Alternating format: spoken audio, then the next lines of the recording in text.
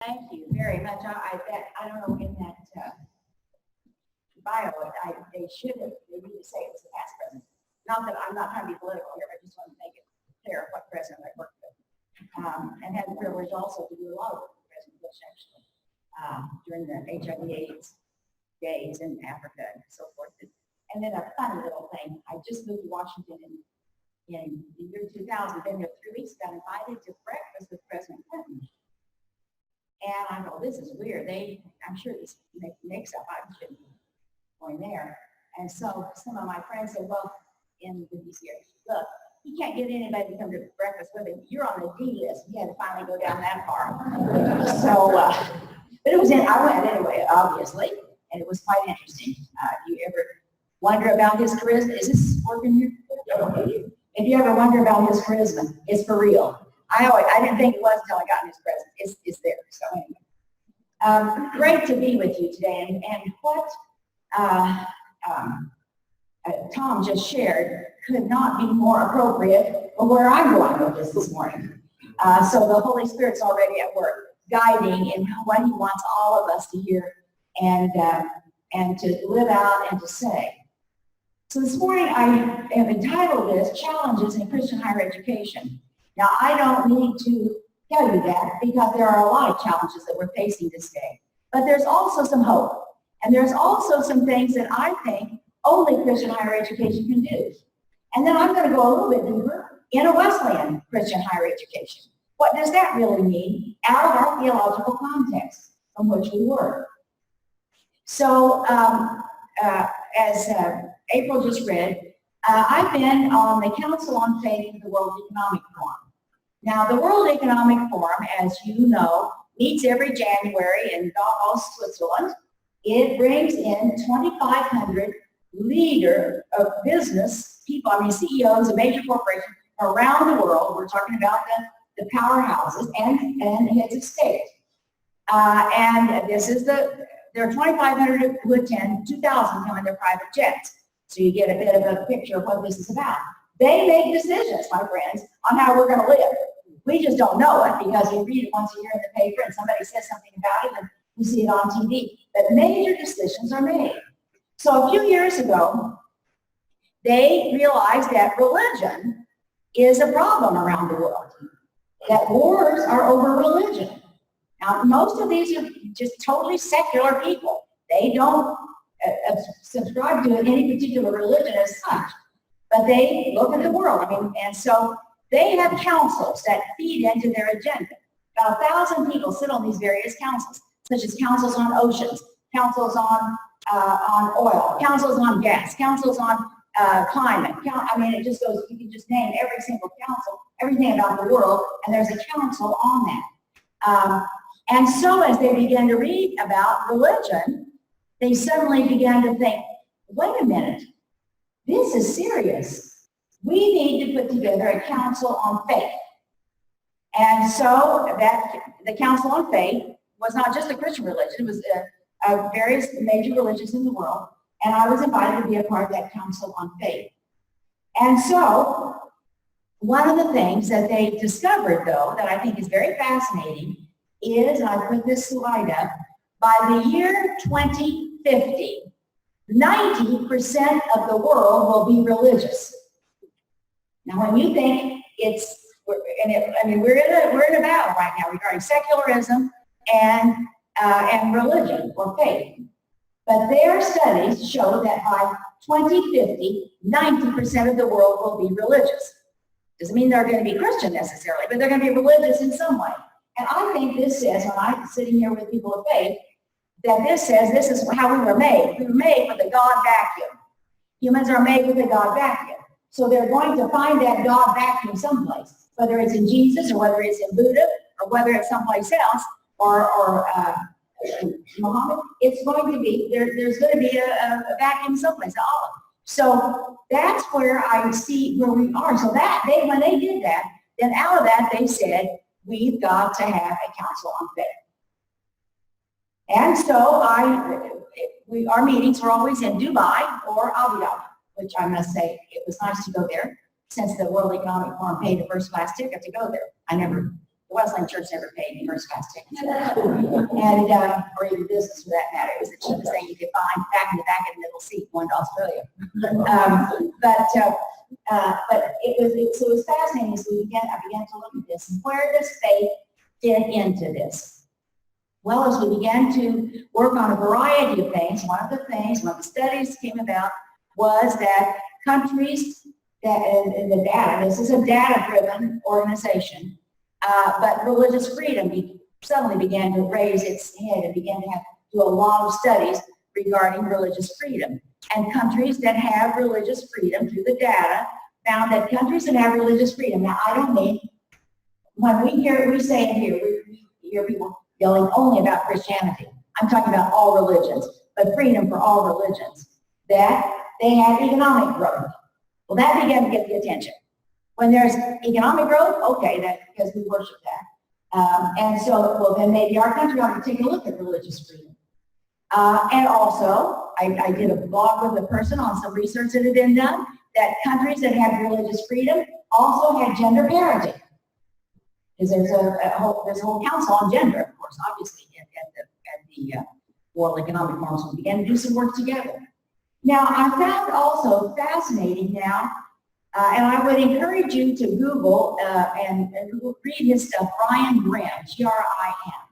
Brian Grimm was a part of our council, and he also now has a whole thing on religious freedom and business. And he worked with the Pew Foundation. He did research with Pew. Now he does his own research. And Brian is a wonderful believer.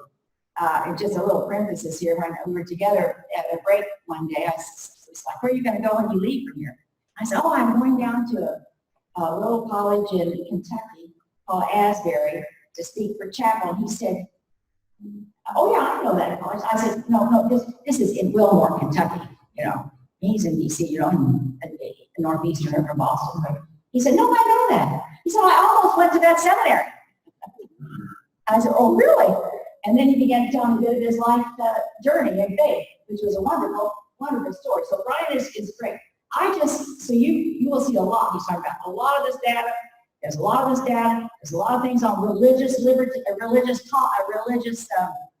literacy, for companies to know religious literacy. We're talking about training big companies to understand all the different religions and religious literacy. Then just yesterday, I had an email from him, and he wrote me that Salesforce, you know, Mark Benioff and Salesforce, the big outfit, they now have, which I didn't know, but they have the tallest building west of the Mississippi in San Francisco, so a little factory there in case you're playing some game. But guess what they had in the middle of Salesforce now? Is a thing called Faithforce. He gave me the name of the person who's doing Faithforce. Well, okay, I had this idea. This is what I'm going to do when I leave. I'm going to email Brian and ask. I thought about you all here. And I thought, what would happen if we would have professors here that could do some online training or some online work for Faithforce at Salesforce?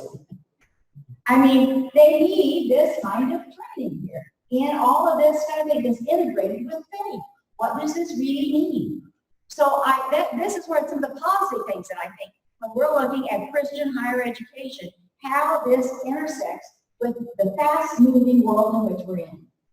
Well, then at one of the sessions that we were at, this is like 3 years ago, the panel that morning was talking about what we know today as the fourth industrial revolution. We're living in this. We are living in it whether we know it or not.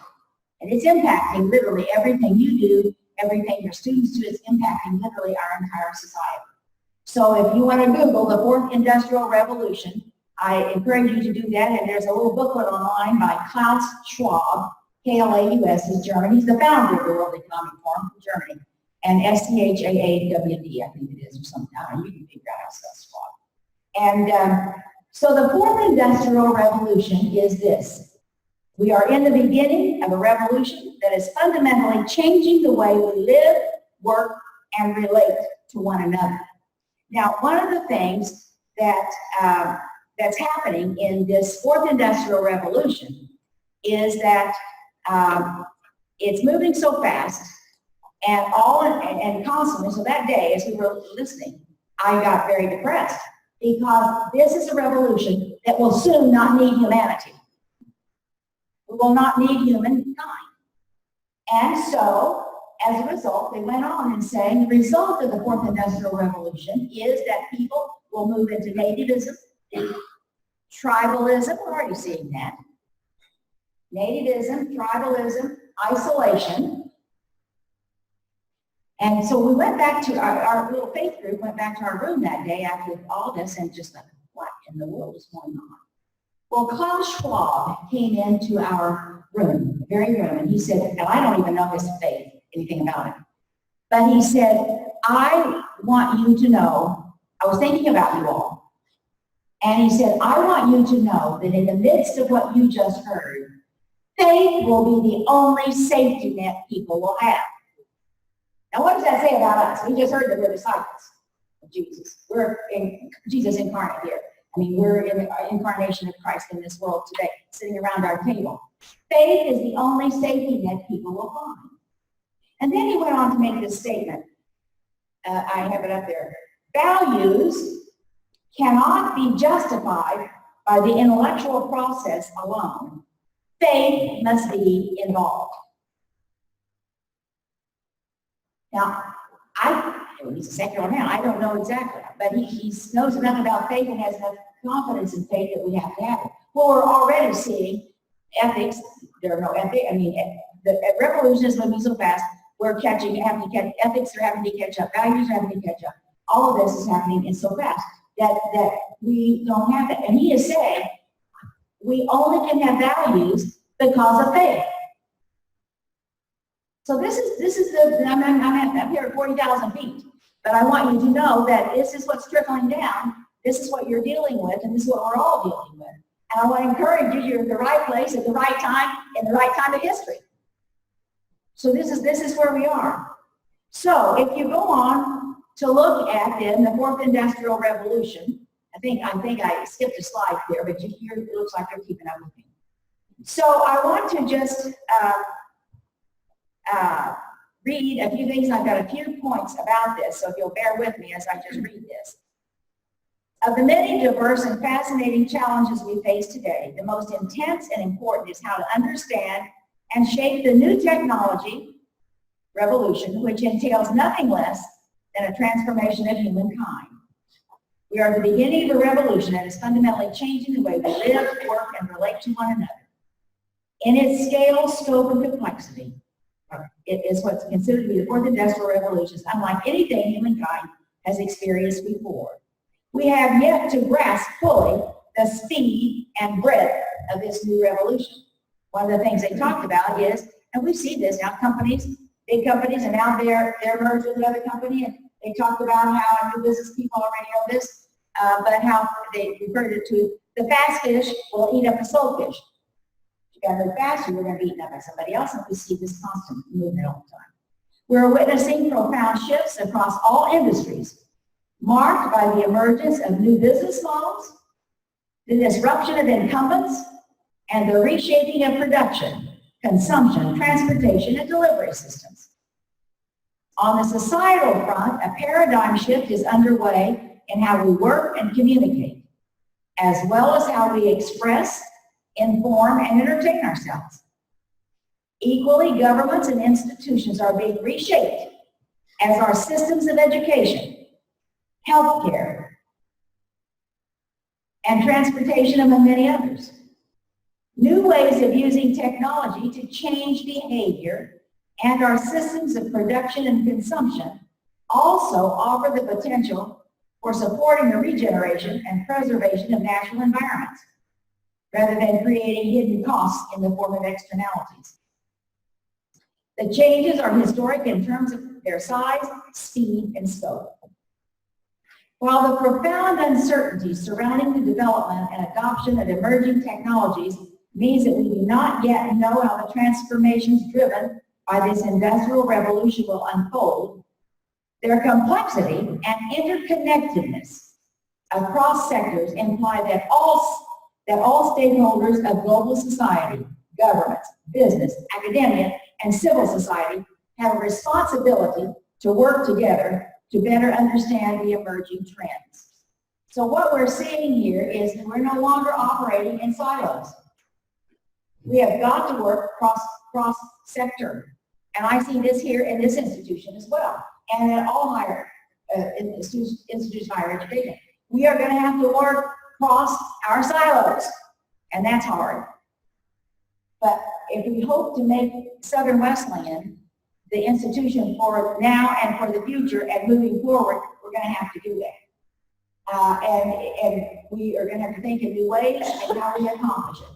I had the privilege to be the interim president at Wesley Seminary for almost a year. Now, I'm not an academic, you can already tell that. But I got there and I understood there's some distance with faculty and administration. And so somebody told me that when I was here. And so, and I must say, when I got there, I didn't even know where the faculty was. So I said, where are their offices anyway? I don't even know where they are. And so that's when someone explained to me that there was a little distance. And I said, oh, I'm going to go up there. And so I went up there and started talking. We had a meeting. I just said, you know what? You all know, now I'm here just this year, so you can probably live with me for a year without hating everything. But I don't know the rules of engagement and all this. But we have a mission and a vision we got to get to, and we got to get there together. And that's the way I see this. And we began to work together, and it was great. Now, it may not have been great 2 years later, I don't know. But anyway, it was great that first year. So it's like, you know, the honeymoon. We had the great honeymoon, and I left. But I want to say this. We have a mission as Southern Wesleyan, and you probably already do it. I don't even know. But I'm just, most institutions, there is some discomfort there. And we're going to have to figure out how to get to our mission working together in what this is. And particularly as we see this fast-moving kind of thing, as I listened already for the accreditation stuff and SACs, and I've been around enough to know all of that. And it's tough, and you've got to do these things, and it's hard. It's hard work. And the thing that I am very aware of in Christian higher education, and Wesleyan Christian higher education, the salaries are low, and we have to deal with that. It's hard. It's difficult.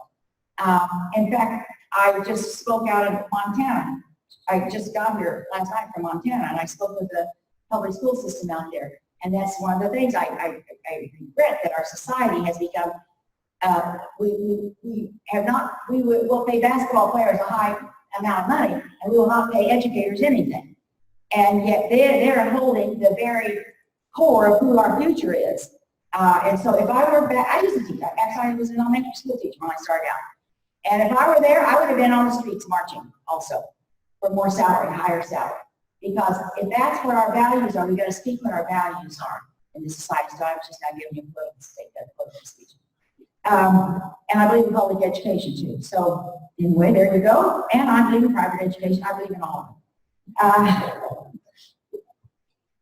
Shared understanding is particularly critical if we are to shape a collective future that reflects common objectives and values. We must have a comprehensive and globally shared view of how technology is changing our lives and those of future generations, and how it is reshaping the economic, social, cultural, and human context in which we live. The changes are so profound that from the perspective of human history, there has never been a time of greater promise or potential peril. Here we are. My concern, and this is Carl Schwab speaking, however, is that decision makers are too often caught in traditional, linear, and non-disruptive thinking, or too absorbed by immediate concerns to think strategically about the forces of disruption and innovation shaping our future. I think we all have to deal with that. It's scary to think about what that might look like. And we are only comfortable with what we know and what we've experienced in the past. And what does all this disruption mean, and how do we move forward?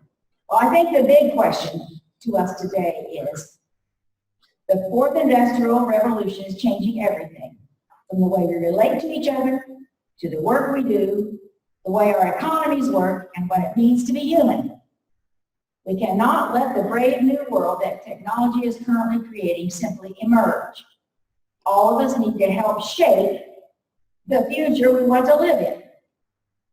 But the big question, what do we need to know and do to achieve this? This is before us this very day.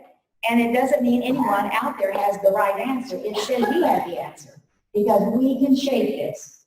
I think too many times we get caught in we are only recipients and we cannot shape it, but we can shape it. So as I look at this, I'm thinking here where you are. I'm thinking some of the new things that you are doing, the special needs pieces and all of this. And yet at the same time, are you saying, some of you are saying, well, Joanne, you mean we just throw out? No. There are basic things that still need to be taught, basic pieces that are there. But sometimes it may take on a different way in which we do this, or how we use it. How do we really shape? So I want you at your table to talk about a minute. I'm going to give you about 5 minutes to have a discussion about what do you see in the big question. What needs to be done? Just think creatively. What does that mean here at Southern Wesleyan? So turn around to your table and let's just have a brief discussion about the big question for right now.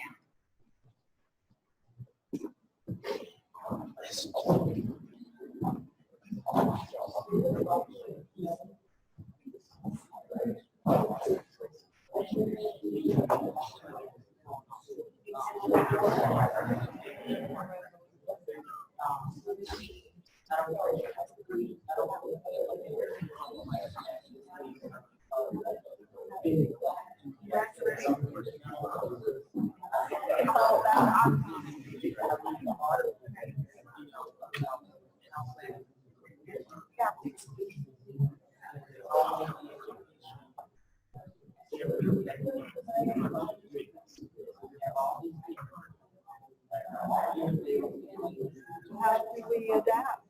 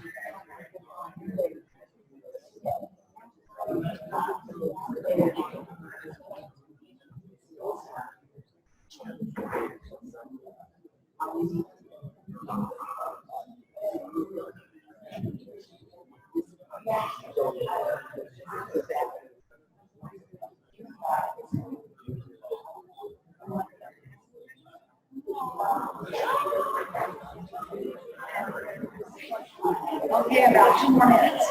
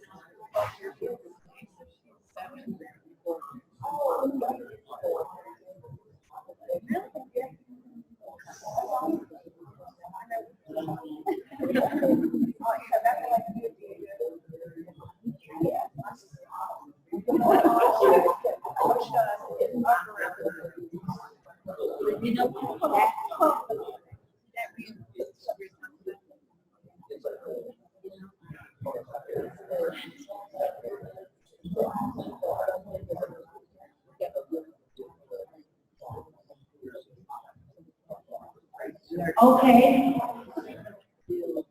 Yeah, I'd love to hear what your discussions are because I think this really brings up a lot. But one of the things that then when we talk, there's what I refer to as the conundrum of change. When we're trying to change, what does that do? I well remember many, many years ago, I served on board with Jay Kessler. Maybe you may remember who he was. He was the head of world of the Huber Prize for many years for the Globe and then President Taylor University. But many, many years ago, I remember he said, we were on board together, and he said, you know something I just learned? Now he's a go-getter and he's got an idea a minute and he's making it happen and blah, blah, blah, blah. But he said, I found out I could probably, after I took over worldwide Huber Prize, I could only have 2 good ideas a year. Because he said, I found out that I'm here in the middle. And when I make a change like this, It affects these people start going this way, these people start, and the people out the end are just whipping around. And I remember that old game we used to play, Crack the Whip. And remember, if you just moved a little bit in the front, the people way on the end, and of course your goal in playing Crack the Whip was to get rid of all those people out there, you know. And they fly out, they do this, and then who's the winner? You still held on, you're still the winner, and it circles on down. That becomes a conundrum of change that we deal with in institutions as well. Because if we aren't careful, we have all these great ideas and we just keep moving, keep shaking, keep moving, and then we've lost the people on the end. So again, that's where in an institution is that communication across the silos that comes clear out to the end when we're moving in this kind of thing. So that's the conundrum of change. So here we are. I mean, it's almost a, what do we do? We're in a fast-moving chain kind of thing. Institutions have to keep up with it. But how do we keep the people with us that aren't flying off at the end? And that is all of us understanding what the situation is that we're in and how we're moving in this. And again, staying attached to what the mission is and how we move forward. I told you I just came from Montana. I flew out here from Montana. So Sunday morning, I preached from the back of a flatbed truck at the county fair. And no, I'm not running for president. A county fair in Montana where the nearest Walmart is 100 miles. And so I've been out to Montana a lot. In fact, I broke my arm out there last December when I was there. 95 miles from the nearest hospital. But I had not been out to this place. And as I went, I thought, this is fascinating. Now, what will the people be like? Will they be young? You know, well, it's fascinating. This is what I call scientific cattlemen. I mean, like all of these you would see them and they look like cowboys, but they all were college-educated master's degrees. And I had dinner with a family one night. They're Red Angus, and they have a bull that's worth $80,000, and they sell only the semen from that bull. And the next day, they had a veterinarian that was coming to do ultrasound on their cows to find out how many calves are coming. So these are scientific cattlemen. And great conversations of what their world is like. What are the tariffs in China going to do to them? So again, I sat there and I thought, I'm 100 miles from the nearest Walmart, but these people are interconnected globally. You know, everything that happens in our globe impacts them 100 miles away from the nearest Walmart. And these great conversations that we had, and some were on the board of the Red Angus, whatever. And then I learned about the difference with Black Angus and all of this. And I grew up a bit out in western Oklahoma, and I do remember when I was 7 years old, I was at a rodeo, and I was enthralled with cowgirls and cowboys. And so I came home and announced to my parents, who were pastors, that I was going to be a cowgirl when I grew up. And I remember my dad said, well, look, real cowgirls and real cowboys are either from Texas or Montana, so you might as well forget they're not from Oklahoma. So my career flushed immediately, right? But I reclaimed it this weekend. But as we talked, as I listened, I thought it was almost surreal. But again, here we are. This is this industrial revolution in which we live, that we are so well connected globally, 100 miles away from the nearest Walmart, that they don't even think about just the way the world is functioning. And they know they refer to themselves, we're on the frontier, they say. And then I saw these young families, and there's a church, there's a vibrant church, and it sits, there's nothing around it, the church and the parsonage. And this was a church founded 100 years ago, oddly enough, by George McGovern's father. And I thought, oh, man, what was that like 100 years ago? That was really remote. But here, this is a vibrant church with 80 people. They were telling me that they have 35 children in that church. So that means there are young families there. And yet, in the state of Montana, a few years ago, they had 79 country schools. Now they only have 4. So this means these kids travel a long ways. And a few country schools, I've been out to another one out there. I like it out there last year. And there's a school, and the teacher lives in the house by the school, and she has 7 students. And those kids travel 2 hours to get to school every day from us. So, but still, they're impacted because their families are impacted by this. And so the big discussion, I met with public school there as well, I did a session with them. And their issues are the cell phones and kids that are connected. And their big thing is how do we teach respect? How do we teach listening? How do we, at the elementary school level.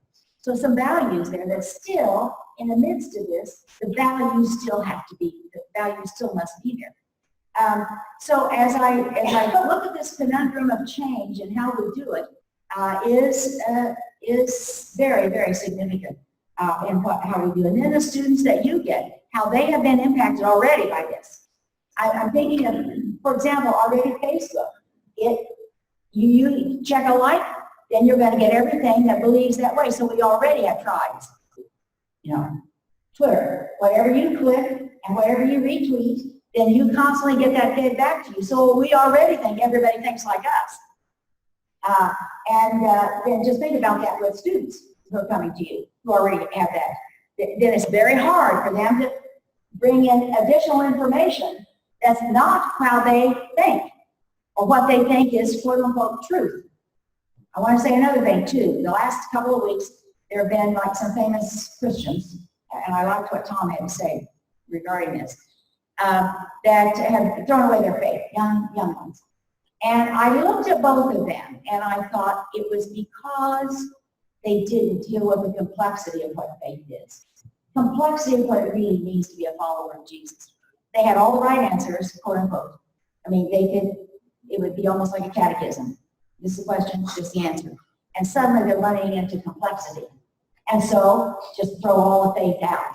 And so this is how important it is, again, that I see Christian higher education, that you are leading students who then can understand the complexity of faith and operate in every world in which they're going to find themselves. I heard Francis Collins, who's the Genome Project leader, and he's now the head of NIH, of course. And I heard him last year, and I've done a bit of connection with him earlier on. But last year I was deeply moved when he shared about his own conversion and raised by atheistic parents. So obviously he's going to be an atheist too. And he was a scientist, and he's really smart, and so he was and he said one day he realized how lonely he was in his lab all the time. And he started seeing people, and then he began to see how this connected with this. So he said, so I just decided I better go get an MD. I mean, he's a PhD, brilliant. I'm just going to go get an MD, see what it's like to do this. So he did. And so he said, as he began to work in the hospital, because he said, I felt like I need to be around people. And so he began to be around people in the hospital. And so I began to see people pray. I'd always do that. He said, but I would see people get well. Or they get better. Or I'd see people die. It was all of that. But he said, I began to see some of his prayer stuff just began to make a difference. And then he just shared that one day he was in his study, and just the presence of God so overwhelmed him. He fell on his knees. I thought that posture was so simple. He said, I fell on my knees and cried out to God. Never have I ever done that, and ever seen anybody do that. But this is the kind of God that comes in.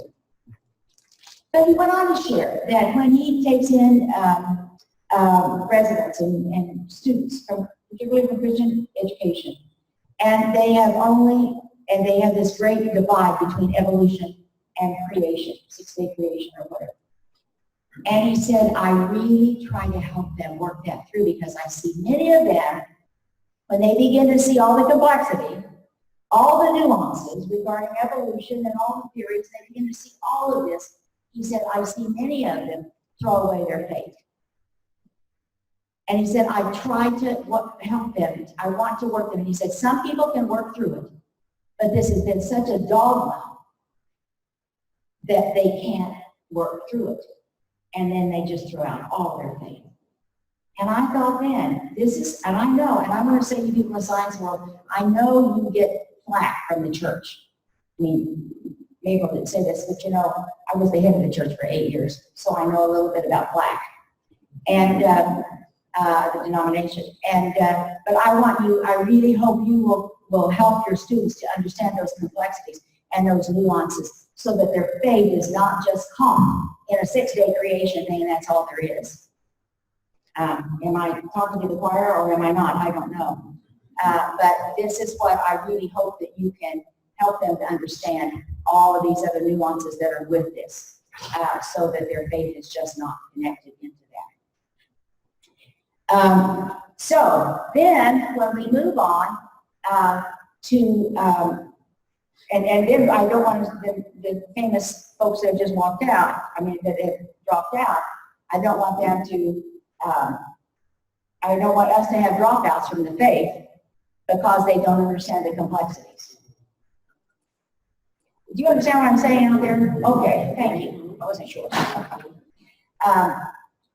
Now, then as we look at adaptive institutional change, we are seeing, there are two principles that I see that are hugely lacking in our society today. One is empathy. And NPR recently did a whole article, and you can Google that one as well, The End of Empathy. And when I look at this, empathy is also a value of Jesus. So when we begin to see the values that Jesus had, and we follow that, we're really countercultural. Now, I think of the early Church of Rome. One of the values that the Roman culture had at that time was that if a person showed any kind of mercy, they had a character flaw. Now here are the new believers in Rome living this out now. The opposite of what the culture believed. And so we are countercultural here. We're really moving into counterculturalism with empathy and hoping that our students begin to understand empathy and what this really means. There's some new books out. Belinda Bauman has just written a book, forgotten the title of it, but it's about empathy. Really quite a good book on empathy. IVP did the book. And it's really trying to reclaim empathy in this. And then the second one is generosity. A few months ago, the Red Cross listed something that I thought was very fascinating. They talked about just in the last 2 weeks, last few weeks on the hurricanes that we had. The first one in Texas about 3 years ago, and then the next one. So the first one in Texas, whatever it was called, they took in $350 million for that hurricane. A few months later, there was another hurricane. It dropped to $100 million. Then the next year, the next hurricane, they dropped down to $80 million. And then the next hurricane dropped down to $50 million. So this is something about empathy and generosity.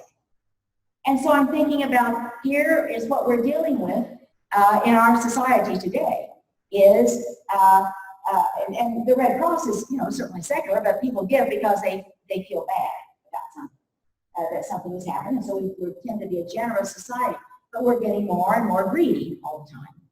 And so here are two values that are Christian values that are very countercultural: empathy and generosity. So I want to move on now. So we've looked at these kinds of things. A few years ago, a man by the name of Jared Diamond from UCLA, and he's a sociologist, geographer, I don't know what all he is. Interesting, some of you I'm sure read his works. First one I think was Germs, Steel, and Guns or something like that. And then he wrote this book, Collapse, that I thought has been a very fascinating one. He just most recently written one called Upheaval. And the one on collapse, he took a look at what makes societies collapse. And he started clear back with the Mayan Indians and ended up with Rwanda and Haiti. And all the societies in between. But there's some great principles in here that I think are reasons that societies or institutions collapse. And it doesn't mean they bingo all at once, but the seeds of it are always there if you don't do some of these things. So the first one that I want us to take a look at, we're going to talk about this in a minute. The first one is failure to anticipate, or looking around the corner. What is around the corner? And we don't always know what's around the corner, but we've got to step up and begin to perceive what could be around the corner. And many times we're afraid to look around the corner because we have no prior experience of such a problem. Or we had prior experience, which has been long ago, or we do reasoning by false analogy, such as, well, that would never happen because, and we have some kind of an analogy that that would never happen here, or maybe it did a long time ago and it didn't happen, we thought it was, and it would. So I like failure to anticipate or to look around the corner. I think of companies, we look at major companies, and when they finally collapse, well, if they had just looked around the corner. I well remember, this is a really funny one, I well remember in the Wesleyan Church many years ago when the internet first happened, and one of our general superintendents, who's now going to be the Lord, so I won't get in trouble, he said, oh, that's only a passing thing. I mean, I could believe that you would think that, you know. Oh, that's only a passing thing. That's just a fad for right now. And he said, we don't need to invest in anything in that at all. That's just a passing thing. Well, sorry, you know. And so this is what happens. This is when we fail to look around the corner.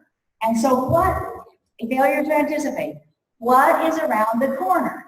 Now, I know in institutions, there are a lot of things around the corner. You can also talk about, you know, lifestyles, etc., around the corner. How do we deal with these kinds of things? So I want you to take a little time at your table, and I want just to explore. I mean, it can be anything that you think. Nobody's gonna. There are no secret mics in this place today, because this is how we're going to be able to make it through, friends. How we're going to move forward and own this future rather than the future owning us. So, what are some things as you talk around the table? What are some things that you see around the table, around the corner? Take a look. What are the things around the corner? I'll give you about 8 minutes to talk about this. And probably somebody ought to take notes, because I think some brilliant ideas have come to this table, and I may just do a quick thing of what you think will be around the corner.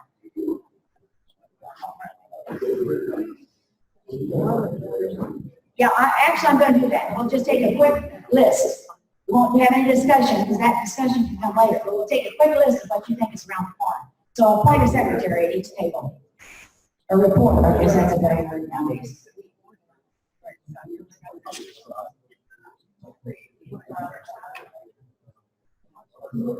Yeah, it is. It's like 30 people now.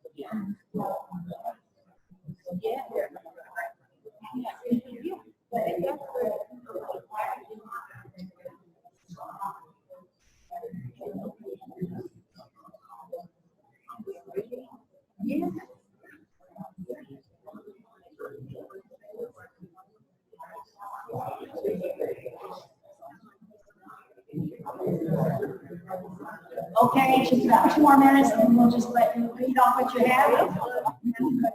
Move on to the next exercise.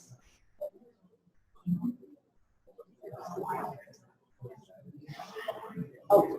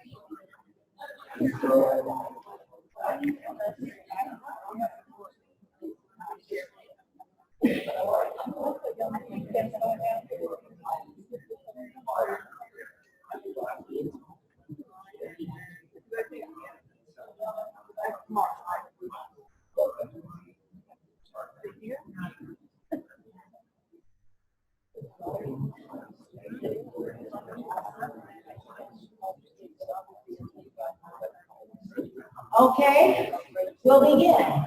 So April, are you the secretary of this first table? Who was?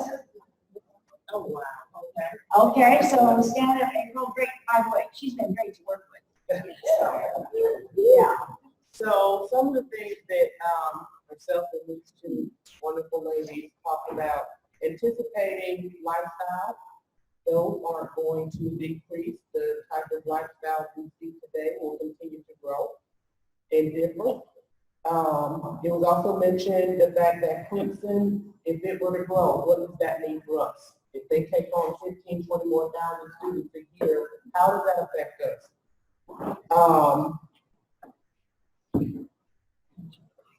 In a world where there's so much change, and trying to remember the context, it'll seem strange if we don't focus, do a better job focusing on diversity as an institution, integrating more.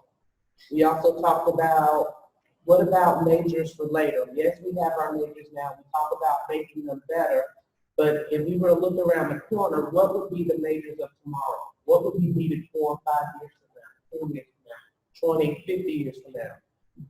Anticipating the needs of our students and society and preparing based on such. And then the last one was who anticipating the differences, those that are things and people that are less familiar than what it is that we know now, and being ready to welcome and embrace them as we are called to do so. Great, around the corner. All right, let's go to this table.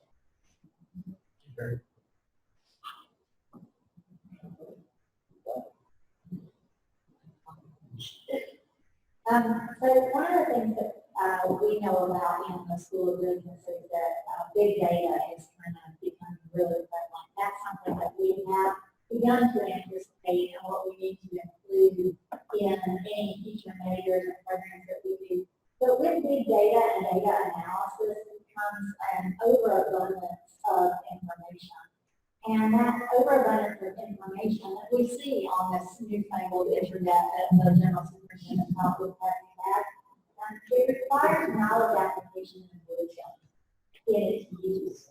And one of the values that Clemson brings is as we see all of these changes in all kinds of technology, from transportation, as we talk about hoverboards, from transportation to whatever technology we have in our lives, it is the governance of that, the critical thinking through how it should be used and could be used, ethics regarding use of technology, that we're going to have a whole new level of knowledge workers that are, social media managers and people who don't produce anything.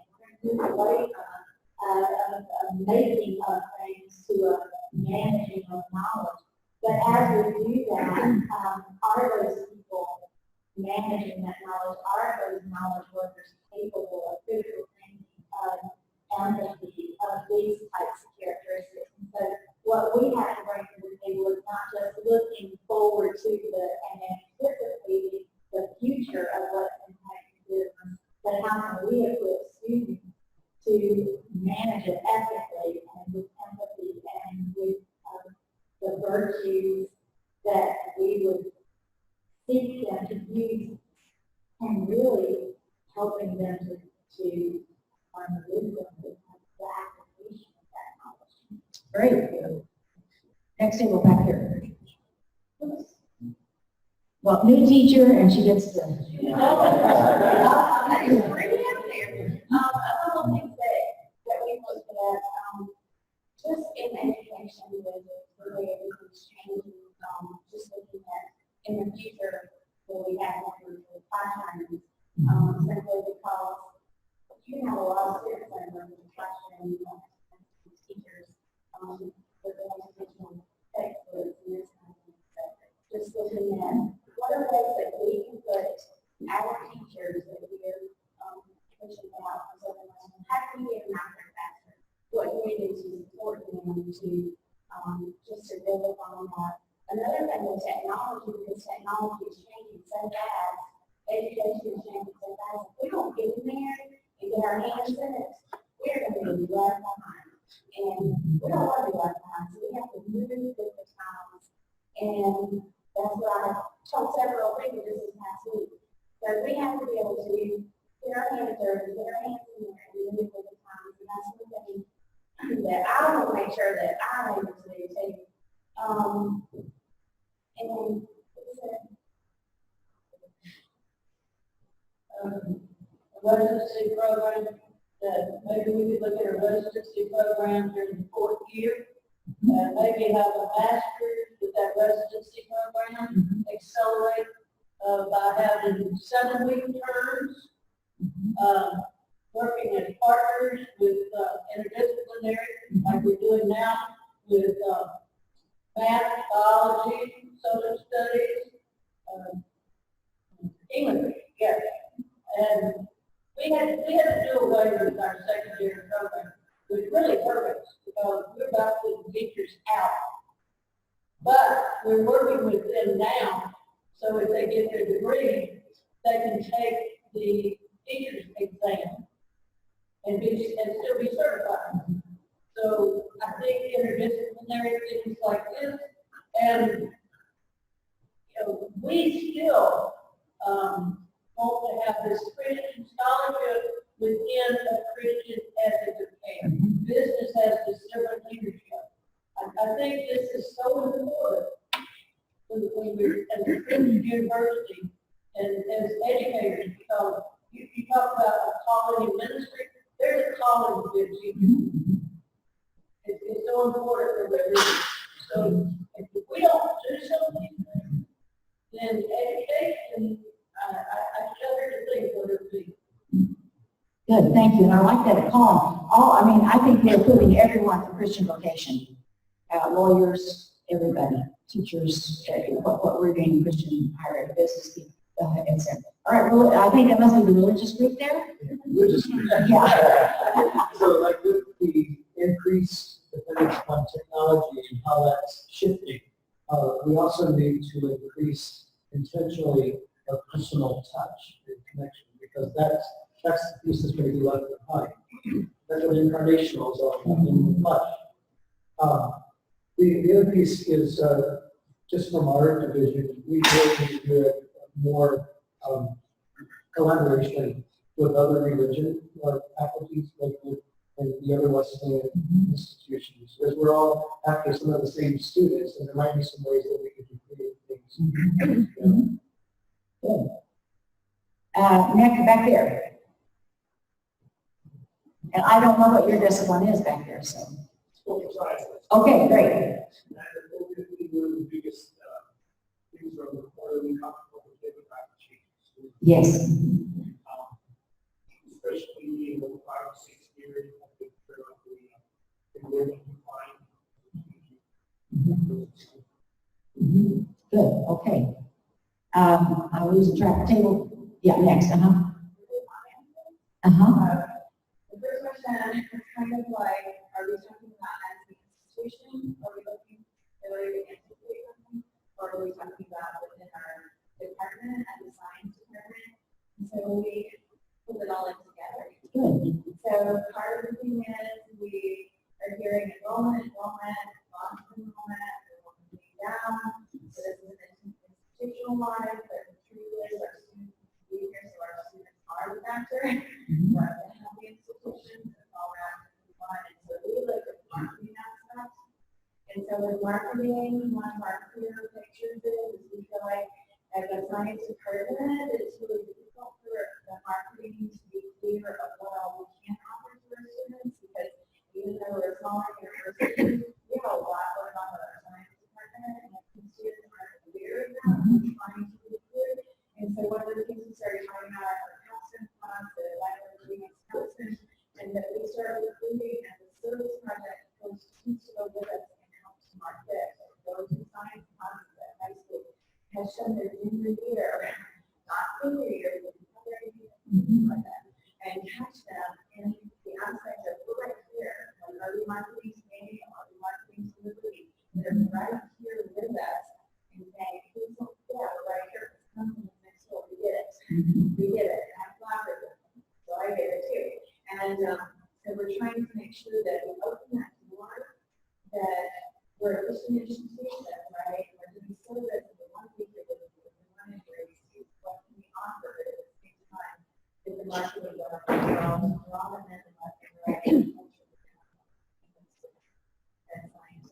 Great, wonderful, thank you.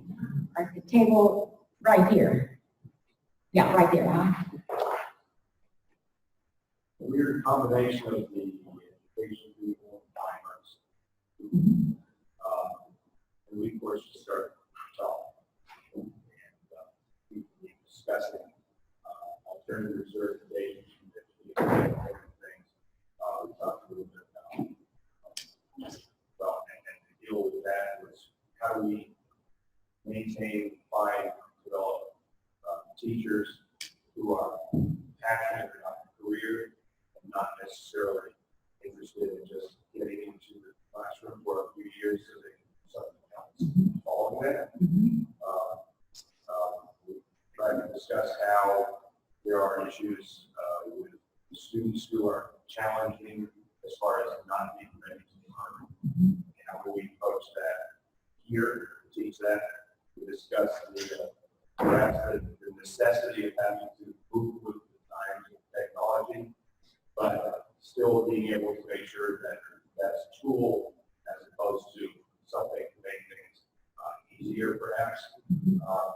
So we didn't make any rocket science, amazing emotions about anything, but primarily how do we here encourage our students to be passionate about what they want to do, not just find a job. And I think that there's a lot of places in this country to provide a job, and then what we can get practically that type of student.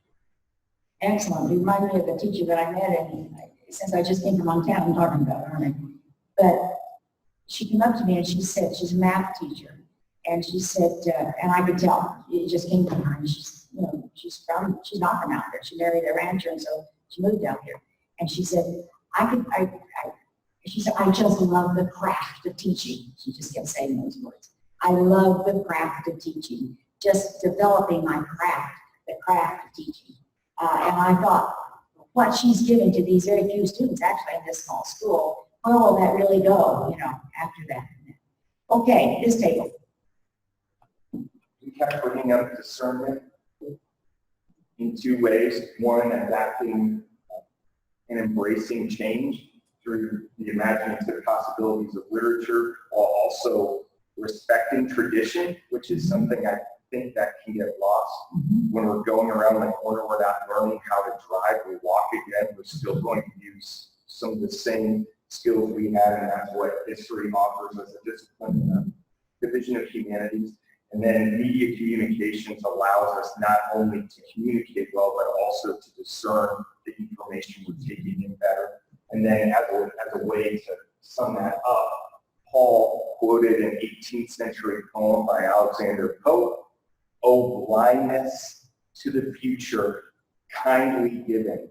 And it made me think of what we say in the Lord's Prayer, give us this day our daily bread. I think if we keep asking the question, what's around the corner, worry and anxiety becomes a result of that, and we're reminded not to worry about tomorrow because today has enough to be anxious about as well. And so that's also a reminder we have to each other as we talk. Great, excellent. This table. We are representatives of the library elite and also the Center for Teaching Excellence. I saw a documentary film one time called Jurassic Park, wherein the doctor, Ian Malcolm, said, your scientists were so preoccupied with whether or not they could that they didn't stop to ask if they should. And so what we discussed was, in a world where most anything is possible, who gives voice to what is truly valuable and meaningful? And our trend continues where the world becomes more and more automated, and we're entering a time where it's more confusing as to what a human being actually is, the value of being a human being. And so we as Christians who are image bearers of the Imago Dei have really had the opportunity to bring meaning to education and bring meaning to the decisions that lay ahead. And also I've seen with our institution's commitments that purpose and value and meaning are so big for the students that come here. And kind of piggybacking a little bit on what Priscilla said, especially for the library where all wisdom and knowledge is housed. What students are to do with the information that is so readily available in great abundance and how to use it properly. And so driving forth the meaning of the human person and also the purpose that they have as they use the information that's available. Great, wonderful. I think this is rich. We could spend all day moving through some of this, so thank you. The next piece, I want to move quickly here. The next one, and we'll take just about 2 minutes at the table, but the next one, that why societies and institutions collapse, is failure to perceive a problem, or another way to say this, the elephant in the room. And some problems are imperceptible. The second one is about distant managers. For example, Greenland was discovered, and you historians over here know, and I can't remember the year, but by Lee Bergson or somebody out there. But some folks but particularly Denmark at some point owned Greenland. And Greenland kept trying to Denmark managed Greenland by Denmark standards. And ultimately Greenland collapsed because Greenland is different than Denmark. And so many things collapse because of distant managers. And so maybe, sometimes we can take a look at this. This is a board that's a distant manager, but yet I know faculty here participate with the board, etc. But you can always blame the board if you don't like it because they're far away. But anyway, distant managers is a piece that I think we may take a look at how that may work. And then slow trend concealed by wide up and down fluctuations. So that's a creeping normalcy that happens in that. That ultimately what's not good, but it becomes normal. So then we just go with it. Then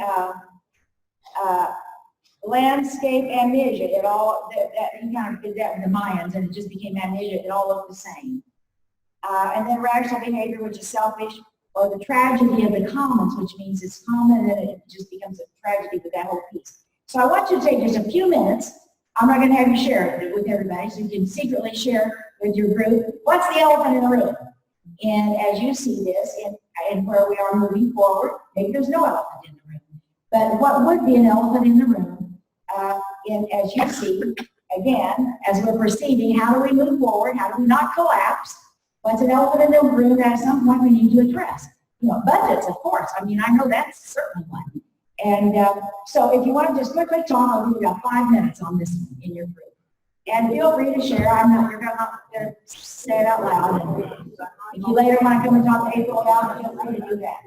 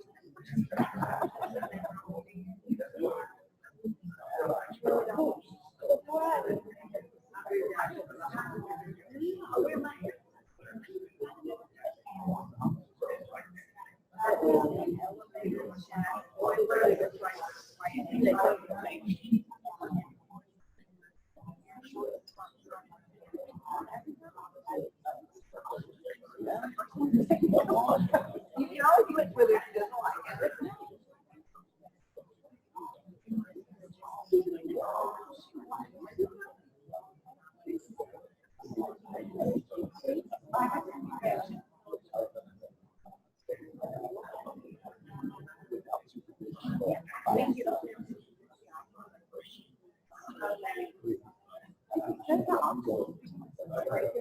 Put in a, partition.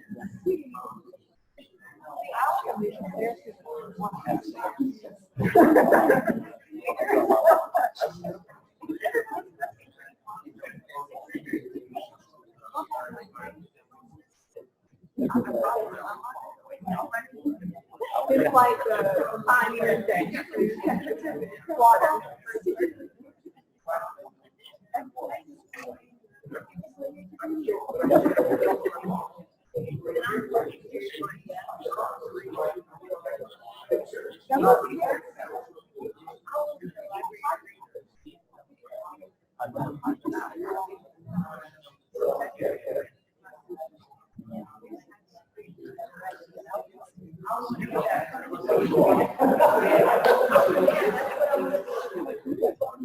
Okay, I really hate to shut this one down. What I would like to recommend, because we're never going to get anywhere if we don't if we only talk about the elephant in the room among ourselves, and we don't really address it. So I'm thinking, if it's okay with April, so if you want to come and talk about the elephant in the room, they're free to come and talk to you about that, April. Yes, right. Because, I mean, I've been around institutions, I'm old, so I've been around a lot of institutions. Until we address that elephant in the room, we'll go all the way around, and then ultimately we collapse in many ways. So this is really a significant one that I want to see addressed in this. Then the next one that's quickly, as we've got to move forward here, is about core values as we're looking at changes. Perhaps the crux of success or failure as a society is to know which core values to hold on to and which ones to discard and replace with new values when times change. Now, this can be very scary also, and we've seen institutions that have taken far afield from what their original purpose was because they start changing their core values. I mean, I know a seminary up in New York City that now God, they may or may not believe in God. So I never can figure out why you go to seminary if you don't believe in God. I never quite got that. Anyway, I'm not talking about discarding those kinds of values, but what are values? And you've already brought up some things like with students of the core values of their own personal values. And I thought it was interesting. Recently, I read the 4 qualities that Google looks at when they first start to hire someone. The very first one was humility. Humility. That's not a value in our society today. And if our students can have humility, and so the first was humility, and then the second one was willingness to learn, and the third one was being trustworthy, and the fourth one was about your college degree. They didn't care what your degree was even in. They wanted those values first. So I think that those, as we're looking at core values for what you may need to take a look at what the institutional core values are, etc.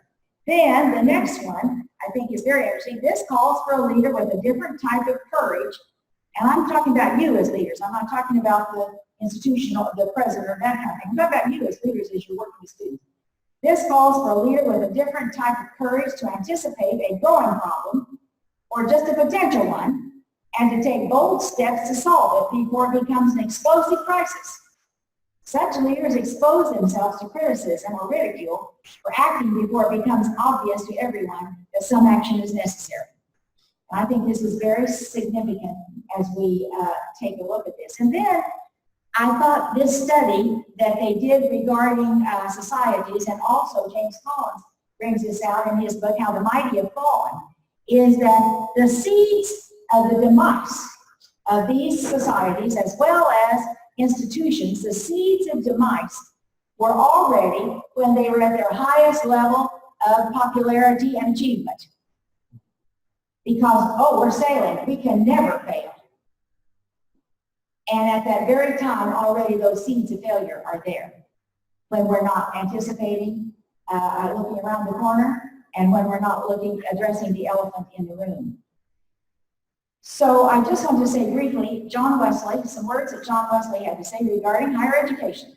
And I'm indebted to Shirley Mullen, who was funded by Lilly, she's president of Houghton College, who was funded by Lilly to give a paper at Bethel University out in St. Paul on John Wesley and higher education. I have a few quotes from her paper, and I'm sure if you would like, I have the entire paper, if some of you would like to get it, just email me and I'm happy to send it to you. And she's happy for it to be around as well. But one of the things, John Wesley in higher education, John Wesley laid the foundation for a wholeness of mind and heart, cognition and affection, reason and passion that is at the heart of Christian higher education and at the heart of the vocation of learning for any Christian scholar. And then Wesley said this, learning is one of the instruments whereby we partner with God in restoring the image of God in ourselves and in others, and in renewing the whole creation of God's glorious intent before the fall. It is a critical element in preparing ourselves to serve God and others effectively in the world. I think this is so powerful. We don't read much about this part of what John Wesley had to say.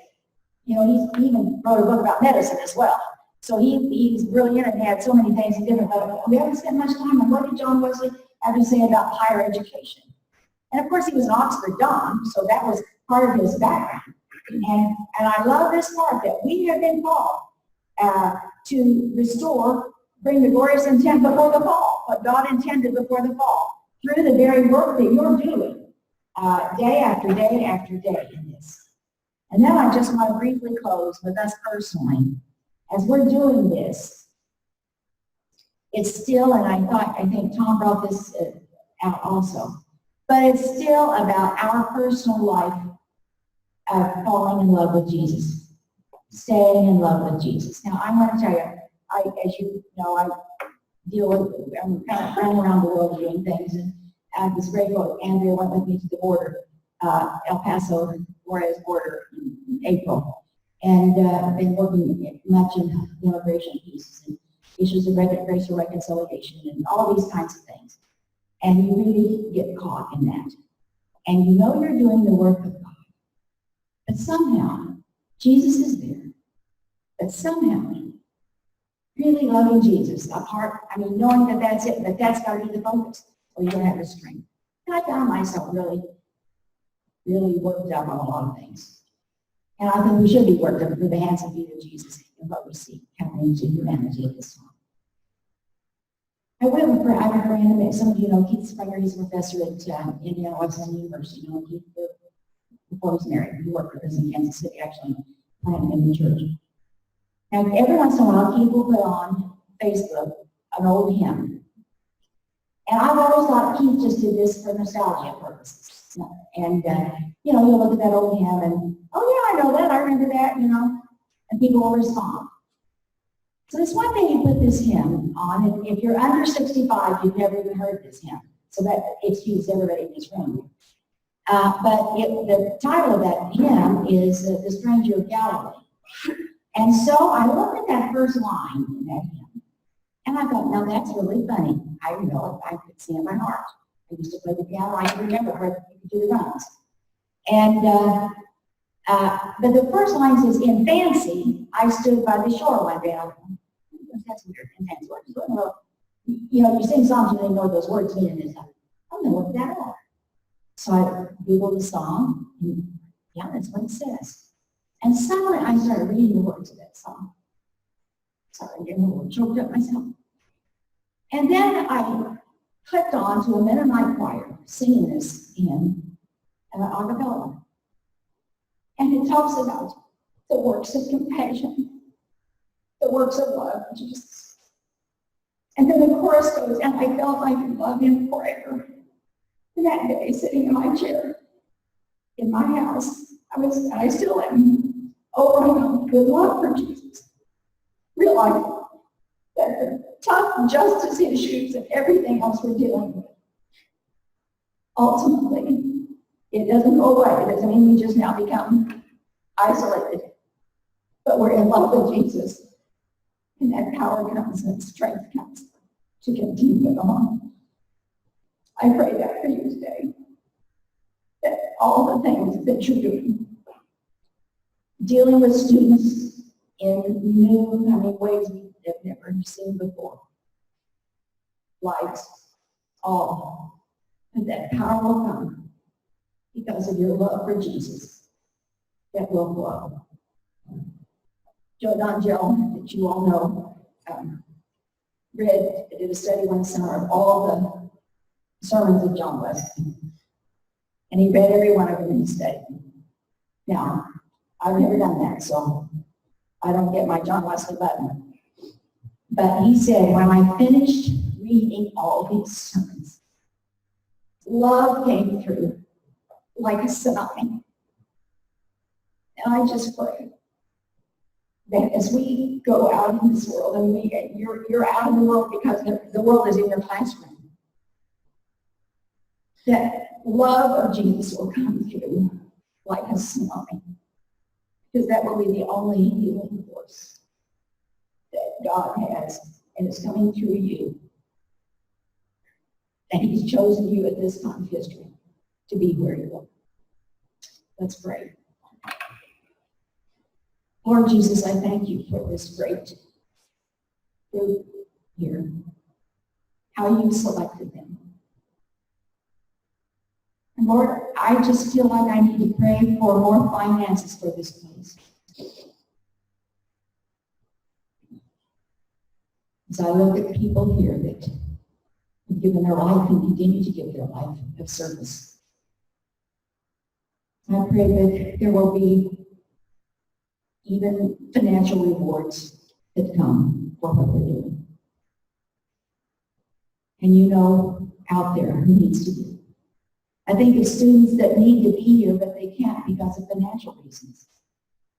So I pray for more scholarship money that can come in, that can reach students who can make your world what you intended for it to be. I pray that you will continue to move through us. May we continue to be your disciples. And Lord, you said we would do greater things. And I don't know all that means, but I believe in this place you want to do greater things than we've ever seen before. And you long to do that. And so we open ourselves this morning to you, to move through us in ways that may feel uncomfortable or strange to us. But may you move through us in ways that you intended for us to be. In Jesus' name. I pray a special anointing on April as she's the provost, interim provost. Give her your wisdom today, Lord. Give her insight. Help her to think your thoughts, that we may move forward to give glory to you. In Jesus' name. Amen. Amen.